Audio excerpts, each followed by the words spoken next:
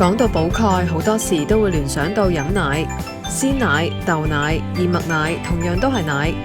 外觀都係白色，但係唔係樣樣都補鈣。佢哋嘅屬性同埋營養價值有乜嘢唔同？成人奶粉同埋羊奶又係咪營養越多越好呢？嗱，其實咧飲奶有咩營養咧？除咗補鈣之外，其實奶係一個幾全面嘅食物嚟嘅。佢其實除咗我哋成日話鈣質之外咧，當中亦都有豐富嘅蛋白質啦，亦都有磷啦、碘質啦、維他命 B2 啦、維他命 B12同維他命 A 咁樣嘅。咁適合啲咩人飲咧？奶類咧，其實基本上好多人士都適合嘅，就唔係話淨係中年人士先需要考慮要補鈣呢樣問題嘅。咁所以小朋友啦，到可能老人家咧，基本上都要有一個均衡鈣質嘅攝取。咁所以奶咧係其中一個可以好充足補到呢方面嘅各方面營養素嘅其中一個食物來源嚟嘅。咁市面上都有一啲鮮奶咧，就話係高鈣嘅。其實即係啲廠商係點樣去令到啲奶變成高鈣咧？咁其實市面上嘅高鈣奶啦，基本上都係透過一個叫做營養強化啦 fortification 嘅方式嘅，即係喺生產牛奶嘅過程入邊，佢加入咗額外嘅鈣質。咁一般嚟講咧，佢哋都會加入可能係硫酸鈣啊、碳酸鈣啊、泛酸鈣呢啲，咁去增加翻牛奶當中嘅鈣質嘅。咁所以同市民買嘅時候咧，都可以留意下，可能營養標籤當中亦都會標示佢哋加咗呢啲鈣質落去。美國近期都有一個新嘅飲食指南咧，即係建議市民去飲啲全脂嘅奶製品啊。咁其實三高嘅人士飲呢啲全脂奶製品有啲乜嘢要注意咧？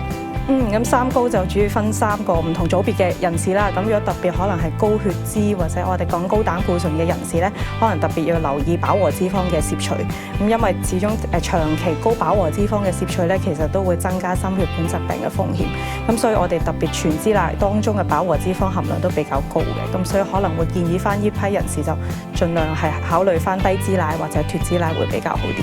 咁但係如果你話關於高血壓嘅朋友仔咧，咁其實牛奶當中亦都有除咗鈣質之外，亦都有天然嘅鉀啦、鎂質呢啲。咁其實適量飲用咧，有啲研究話其實會同控制血壓啦，或者對於保護心血管都有所幫助嘅。咁如果你話高血糖嘅朋友仔咧，有啲朋友仔會擔心當中嘅乳糖含量比較高，因為奶都係有天然嘅乳糖嘅。咁但係佢係屬於一個低升糖指數嘅食物嚟嘅，咁所以一般適量飲用咧，其實問題唔大嘅。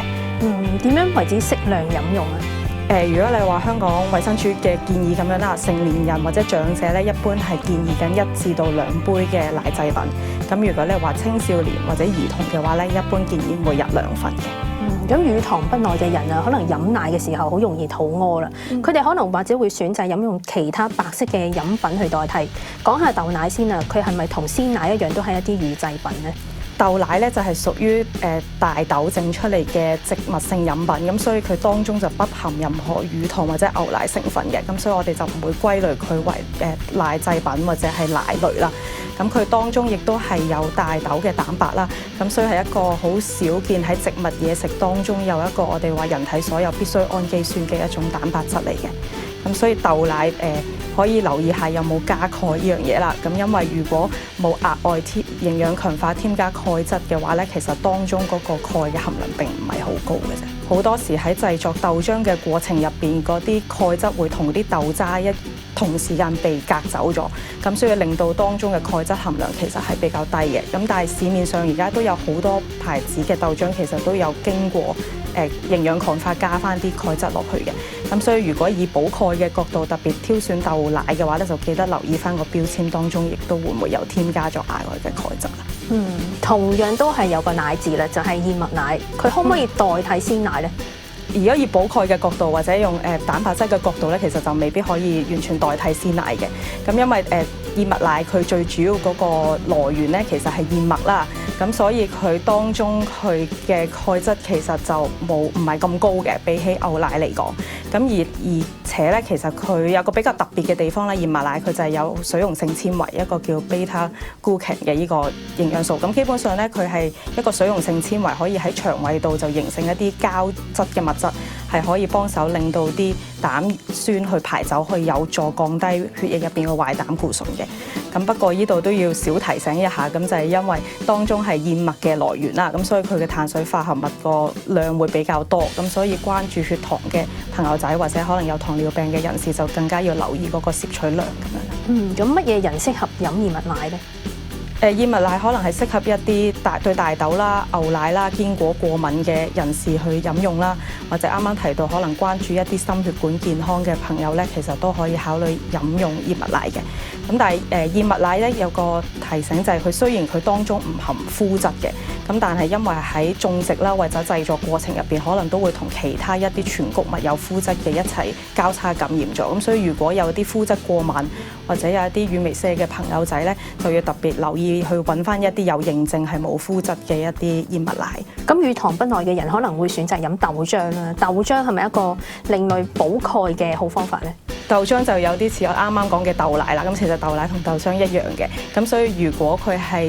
視乎你挑選嘅係咩產品啦，咁所以如果唔係一啲額外經過營養強化嘅豆漿嘅話咧，當中嘅鈣質其實都係並唔係好高嘅，咁所以如果要用豆漿去作為奶嘅替代品嘅時候咧，就記得選擇一啲加咗鈣嘅豆漿。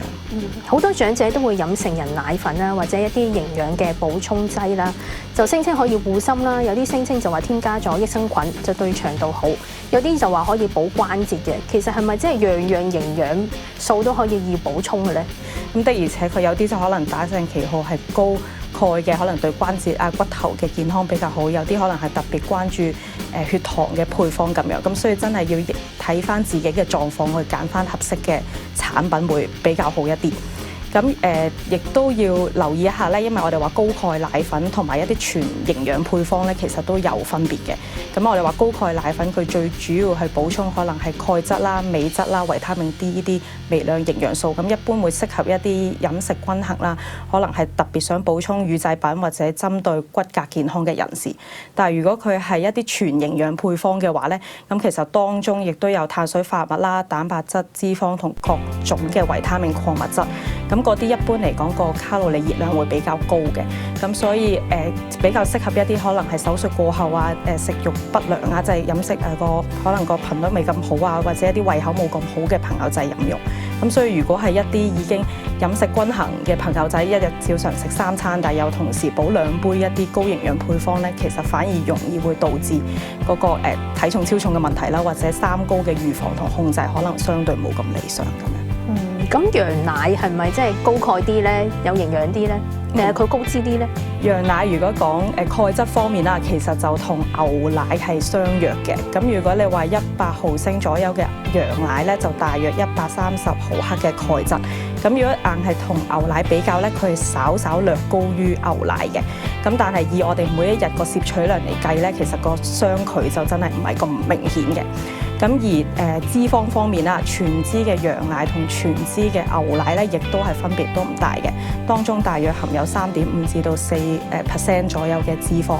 咁有啲朋友就係正正因為羊奶當中佢嘅脂肪球咧，其實係比較細一啲嘅，咁所以有啲人會認為羊奶就比較容易消化一啲。咁但係亦都要留意就係羊奶當中佢嘅飽和脂肪咧，其實都係高嘅，即係等同好似全脂牛奶咁樣。咁所以如果你話關注心血管健康嘅朋友仔，其實呢方面都要留意下。有時候大眾都未必知道每一日自己要補充幾多鈣質，有冇一個即係量化嘅計算？譬如我一日要飲幾多杯白色嘅飲品，先可以補充到一個人正常嗰個鈣質攝取量。咁如果以1杯牛奶咁樣計算啦，咁得1杯牛奶咧，大約可以提供到300毫克左右嘅鈣質嘅。咁所以如果一日個計算落嚟啦，一日可以飲到1至到2杯呢啲白色嘅飲料，或者我哋講乳製品嘅話咧，其實大約都可以攝取到大約600毫克左右嘅鈣。咁呢個係我哋其中飲品方面啦。咁嘢食入邊，如果可以每一日仲可以可能補充到2份一啲蔬菜，特別係深綠色嘅蔬菜，加上可能喺一個禮拜當中3-4次補到一啲比較高鈣嘅一啲食品，例如豆腐啊，或者我哋話